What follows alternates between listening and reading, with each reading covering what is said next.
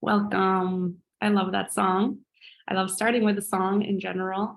And if you've ever worked with me more personally, you know how important it is for us to actually take a few moments to be with ourselves, to get present, to get comfortable, which is really important with any conversation, any session. So often in our society, we enter into things with this sense of like forward movement, this like push through, okay, I'm here, I'm ready, but not quite the nourishing energy of being able to lean back, to be in a mode of receptivity, the feminine or the omega energy that's quite important in the journey of overcoming vaginismus. And so a song typically is a nice way to ground ourselves. Often getting up and getting the body moving is also a really, really helpful. But just as a little reminder there on allowing yourself to get comfy, be in receptivity mode, and in general, take care of yourself, right? Take that extra 2 minutes to be able to take a deep breath and to sink into your chair and to just allow yourself to be in enjoyment of whatever experience comes next. Okay, so this is our question and response session, as you know, called question and response because I respond from my own experience of my own journey of supporting other women in overcoming vaginismus, what I believe would be helpful to your question. And that means that my response is never the single answer that is going to be perfect for you. And the encouragement here is to really look at life and look at any recommendation that you might receive from whoever it is in your community. You have a partner, it could be a friend, a medical professional, simply as a piece of information for you to look at, and according to your own truth, your own intuition and your feelings about it, you can decide whether it is right for you. Because I remember feeling quite frustrated when my doctors actually pretended to have all the answers. And I blindly followed this recommendation, leading to more pain and the cycle of pain deepening in my vaginismus journey. So anything that I share about today, take with a grain of salt, with this self-empowerment of following your own truth. If something doesn't quite feel right, that is the cue for the body to not go down that path and to take it and make it your own and to create your own path that actually is going to lead you to your sexual liberation. Because that is really what this journey is all about. It is about us claiming our own unique signature, our own unique erotic style as well, when we talk about eroticism and play, claiming our own approach to dilating that actually works for our body.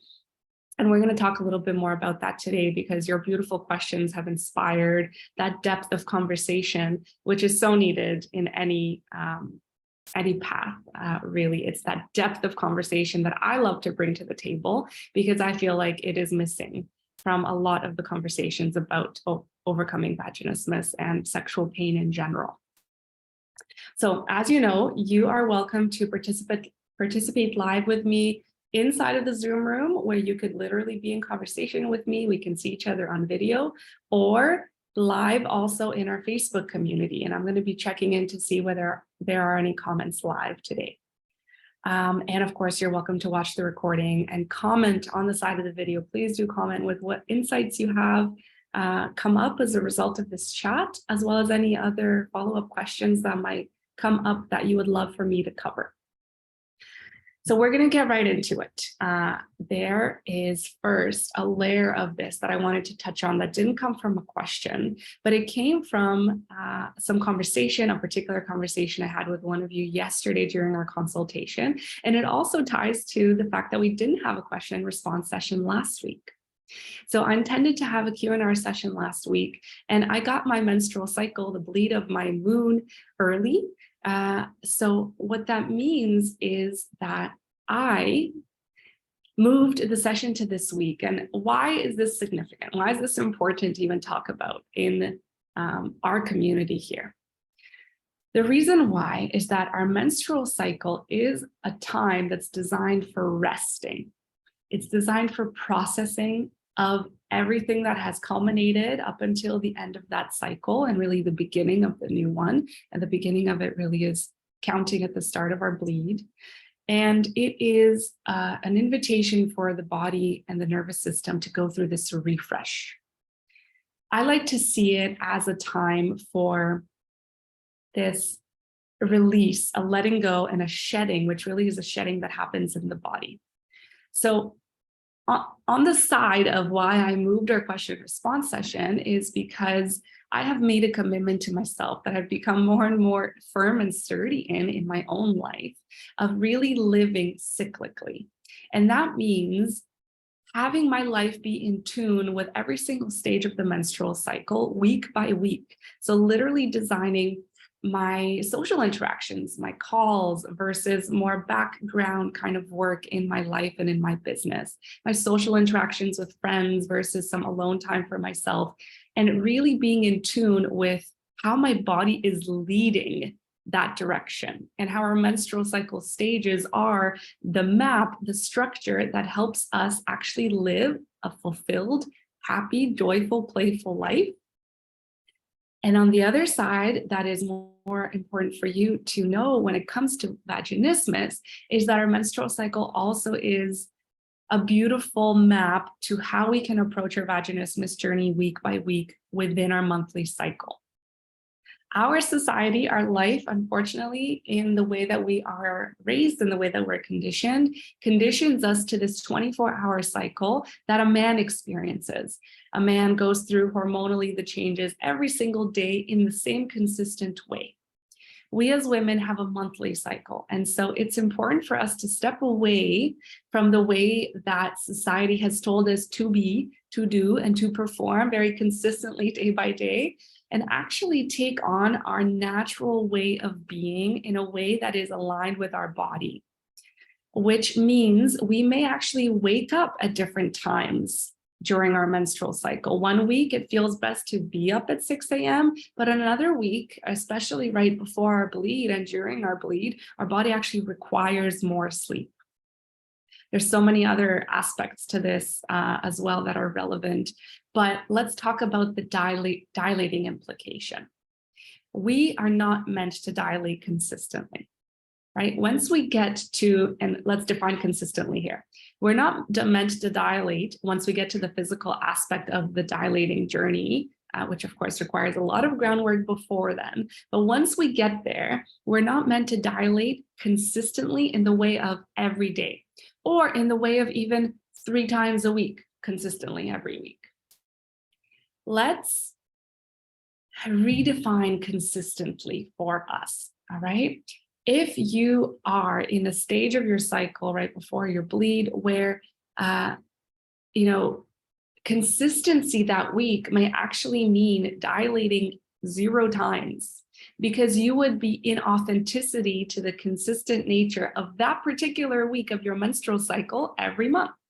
That would be being in attunement with your body consistently for that stage of your menstrual cycle. And if we go even further in redefining what consistently means, the important thing to note is that if you consistently listen to your body, the authentic yeses and the authentic no's that the body communicates to you, usually through physical sensation, if you listen consistently to the yeses and you dilate when you are a yes, and you listen consistently to the no's and you do not dilate when your body is a no to dilating that day, to being penetrated that day, you are going to be making heaps more progress.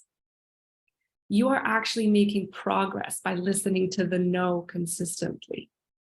And when we listen to the no 10 times over, 15 times over, what happens in the body is that the body starts to learn, I have been holding our no for us for a long time. That really is what vaginismus is. It's the body's authentic expression of no. And now that I hear you, Katrin, right, actually hold that no for me verbally through your actions, I feel that I don't have to take that responsibility on for us anymore. I can actually trust you. I can actually be held by you and our common no. And so what happens after 10 or 15 times of listening to that no and honoring that no, the body starts to be able to be in this state of ease and relaxation and sense of safety that you've got it, that you have its best intentions, its best, I forget the word, its best, whatever it is, needs and desires in your mind, top of mind, that you actually stand for it. And after that consistent honoring of the no, what ends up happening is that there's now a safety and a curiosity that gets created and a spaciousness for the authentic yeses of the body to come alive. And what I see time and time again with the women that I support is that when we celebrate those no's and we don't feel guilty for not dilating, we don't beat ourselves up or harden ourselves for not being consistent like the doctor told us, we actually come to this place where our sexual desire starts to come online or increase. We have this curiosity and this playfulness build up, and now we actually have this sense of, I kind of want to dilate today. I'm kind of curious how that's going to go because I have this pull towards exploring myself sexually today. Whether that involves penetration or not, I'm going to be with myself and experience sexual arousal and then see if it leads to dilating. Again, with no expectation for that to actually happen. So that is the reason that we've got to be living in accordance with our cycle. We've got to know that dilating is very much impacted by our cycle, and we've got to honor our body's authenticity every single time. That is how we can start to climb out of the cycle of pain. All right. That is how we can start to transform the cycle of pain into the cycle of confidence.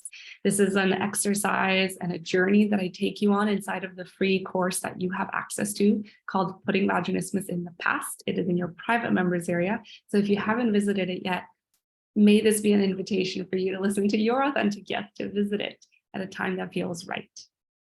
All right. So that is the first piece I wanted to touch on. And now let's move on to one of your questions. This is a question from C.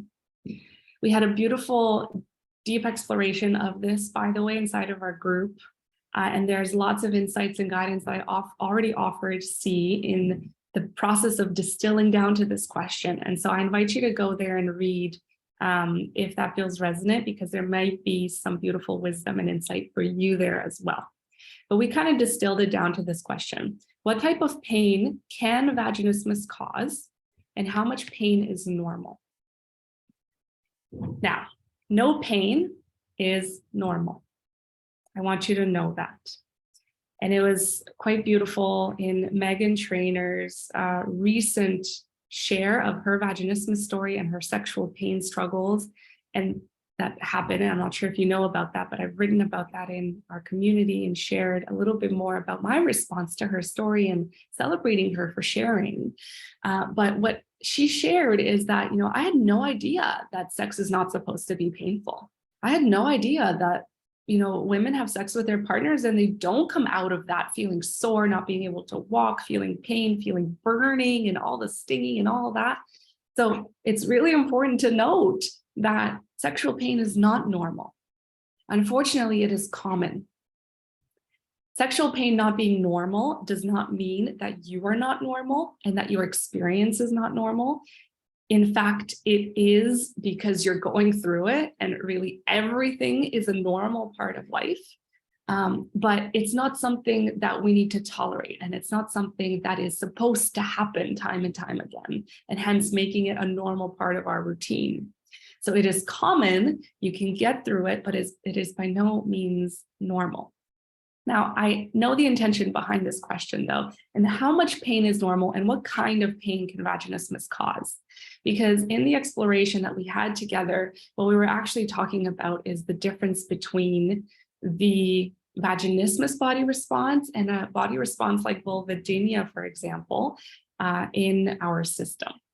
So vaginismus is the involuntary and really subconscious led contraction of our pelvic floor muscles that leads to our vaginal opening all of the muscles inside as well of the vagina, actually going into this contraction phase and creating tension that then leads to any experience or attempt of penetration also being experienced as painful, excruciatingly painful. Sometimes what you might see is the brick wall coming up and feeling that sense of like, do I even have a vaginal opening? Because I am not able to insert anything, and it doesn't even feel like there's a hole there.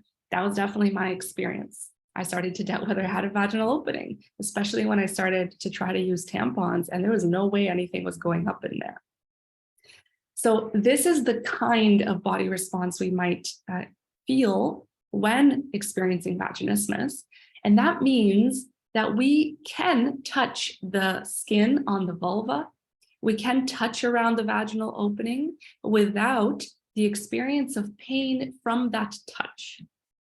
Whereas vulvodynia, this is, of course, another body response that we can experience, is more so associated to the painful experience of touch around the vaginal opening or in other areas of the vulva. So physically touching it can feel incredibly sensitive, really painful, and in many other ways also burning or stinging or kind of like a sharp pain. And oftentimes this is associated with our nerve endings and really the entire system, right? Because it's not only there, it is our entire body being in a protective mode around our eroticism, our sexuality, and our genitals. So I want to mention kind of the deeper layer here, that both of these pieces are related to our experience of sex, our experience of our bodies, of being women in the world, perhaps in the way that you understand that. And so when we talk about the approach to healing vaginismus versus perhaps the approach of healing vulvodynia, yes, there are some differences, but at the core, the emotional healing, the erotic related healing that needs to happen, and from there, the physical benefits that start to come online from that deep emotional erotic healing are oftentimes really one and the same. So it's important not to look at overcoming vaginismus versus overcoming vulvodynia as two separate journeys, but to look at the core experience of ourselves, the big T or small t traumas we have experienced in our lives, why our sexuality has registered as less than nourishing in one way or another, and also the relational dynamics that actually are at play in our nervous system and in our body not feeling fully safe in a sexual experience. So what I see in women that I've supported that may have had symptoms from kind of both of these diagnoses is that when we go down to the root causes, there are changes that happen maybe first here and then here, or first here and then here. And at the end of the day, it is a sexual liberation journey that we're on. And that involves not only the physical components, but in the way that we experience our bodies and the way that we experience sexual arousal, stepping into our authenticity there with our authentic erotic languages and how our nervous system is actually wired to feel turn on, because that is very different from person to person. And so there's so many deeper layers to this that are important to consider. All right, so if you too are experiencing vulvodynia on top of vaginismus, because usually the two kind of come together and we're not really sure which one goes first, the chicken or the egg, but any kind of progress that you make in one direction is going to be very fruitful also in the other direction. And please see this as a holistic journey. Beautiful. So that is question number one. Next, the question is how to make the jump from dilator 6 to 7, how to reduce the pain with insertion. Okay, so how to make the jump from dilator 6 to 7 and how to reduce the pain with insertion. So this is an incredible question. And let's kind of look at a list of things, because again, I can speak on this for many hours and days as I do when I support you personally, and we really look at the deeper layers here even before the physical journey, because remember, so many of us start dilating too soon before our body and our nervous system is actually ready. And that means that we face a lot more challenges that actually come up to the surface in our attempt of dilating and in our evolution to higher sizes. Whereas if we had spent a little bit more time in the deeper layers, when we get into dilating, it often is a much more effortless and easeful journey because we've already processed so much of what would otherwise come up in the dilating process when that is kind of the first go-to. All right, so let's kind of bring up a list here. And first, making the jump from dilator 6 to 7 is because it's near the end of that journey, especially if we're talking about an 8-piece dilator set. It's really important to consider some of the subconscious resistances that might be coming up at such a tail end experience of your dilating process. And I'm starting with this one, even though the other list includes a lot of more practical and strategic tips like breathing, reverse Kegels, trigger point release, tension and trauma releasing exercises, stretching of particular areas, and especially the inner thighs might be relevant. And other components could be like massage, hip tension release, because sometimes we have a misalignment in the hips. But the reason why I start with this piece is because it is often overlooked and you may not have heard about it. When we start in some of the later steps of our dilating journey, we face almost this additional layer of tension that comes online newly, that is presented by our subconscious mind and our body that says, oh my goodness, I'm so close. And you might think, well, that's supposed to be a good thing, no? Like, am I not supposed to be excited and therefore start to move through the journey a little bit more easily now that I'm so close? And yes, there are parts of us that are continuing to cheer us on and are going like full steam ahead. But there are also the fearful parts of us that start to come online a little bit more strongly when we are so close to transitioning to PIV sex.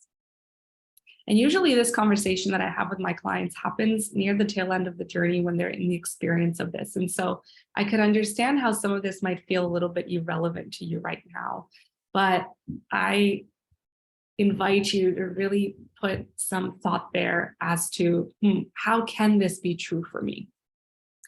So a principle behind this is that we typically are going through resistance in life for a very good reason. In fact, there's always very good reason for it. And so experiencing vaginismus has a really good reason for it. And then on the other side of the journey, having pleasurable PIV sex also happens only when that is in full alignment with all the underlying reasons to that experience. So here's what I mean. The subconscious is trying to protect us from the very same reasons that PIV sex is still currently scary to our subconscious and our nervous system. So up until dilator 4 or so, maybe we were just now in this like dilating experience and everything is fine. But then when things start to get real and we're literally on the second last dilator, the subconscious parts about feeling fearful to surrender to another human being when the time comes. The subconscious pieces that are tied into past trauma of penetrative attempts with a finger or a penis, or maybe it was a sexual trauma that was there, they start to come online. The subconscious pieces around what does it mean to no longer be a vaginismus sister in the world start to come online. And that might mean, how has vaginismus protected me so far in my eroticism that now when I overcome vaginismus, I'm not going to have that protection be at play? For example, in my life, it was, well, vaginismus was protecting me from unwanted sexual attention from men. I had had experience of being catcalled or commentary, feeling icky in my system. So quite literally, vaginismus was protecting me from being noticed in the world in my sexual energy. And overcoming vaginismus would have brought up all of these same things that having vaginismus had actually kept me safe from. So there may be subconscious layers there in transitioning to a greater dilator size that have to do with what am I going to face when I no longer experience vaginismus? Another thing, and it may sound a little bit silly, but this was true for me, is what if I like sex too much? And now my high performer, high achiever parts that have sort of ran with my life until that point, had sort of ran the show, they're now going to be overpowered by this innate desire to spend more time experiencing pleasure and having sex with my partner. And wow, what does that mean about who I am in the world? And what does that mean about the perceptions that I have about having sex in general, or about being overconsumed by pleasure and how that is a sin perhaps? Or the guilt and shame that I had experienced about self-pleasure, that overcoming vaginismus is really a reclamation of, this is okay. This is celebrated. There are resistances that come online near the end of our dilating process, especially, that have to do with the story after the sexual liberation. And we don't have much time right now because I have a consultation with someone quite literally in 10 minutes, and I didn't expect to be speaking on this for just as long.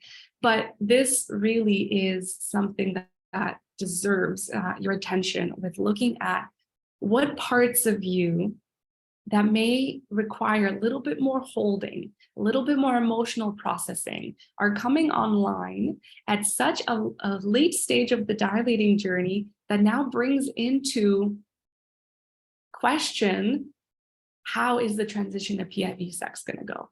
How is the identity shift from being a vaginismus sister and having vaginismus be a big part of your life to being fully free as an erotic being and being able to experience pleasure in your body in any way that you desire?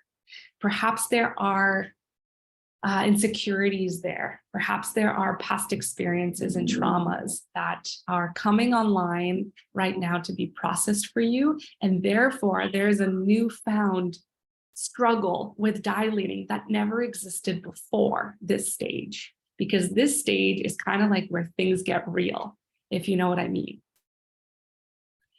So that is on the piece of the subconscious layers of being so close to transitioning the PIV sex. But also, like I mentioned, with making any sort of jump from dilator to dilator, we really have to deepen our layers of relaxation and deepen our safety with being able to surrender to the experience of being penetrated. So that does mean taking a closer look at your breathing patterns. Your breathing, not only while you're dilating, but how deeply and how diaphragmatically you breathe on a regular basis in your life. How you lead yourself through times of stress with your breath so that you are the master of your own body and your nervous system, and you can intentionally bring yourself to a downregulated state in your nervous system on command as soon as you choose, right? Because it's really important that in our daily lives, we don't get stuck in the fight, flight, or freeze responses, and we actually know how to bring ourselves out of those and into a state of safety again. Those very same skills are then used in the dilating journey. So that means belly breathing, the reverse Kegel exercises that are a really important layer on top of belly breathing, and especially in the time of insertion and in the time of taking a dilator out, when we can experience a whole lot of burning with that, we want to incorporate those really beautiful reverse Kegels so that we can release that clenching of the muscles that they're doing, whether it's upon insertion or at the time of taking it out. Another piece is the longer prep time before insertion. So very often, if you're experiencing difficulty with inserting a dilator, it is very likely that your body needed a little bit more time to really feel ready, and that you maybe can incorporate this feedback loop with your body, in communication with your body, to actually ask her, are you ready for my attempted insertion now? Do you want me to attempt? And again, honoring that body's no, as long as is needed, is going to lead to the yes. And if you are transitioning from dilator to 6 to 7, but your body is not a full yes to it yet, then of course, there is a lot more trouble to insertion. Of course, there's more challenges there because the body is testing you. Well, what if I take longer this time? Are you going to be okay with that? What if I need more loving, more nourishment, more time in my experience this time?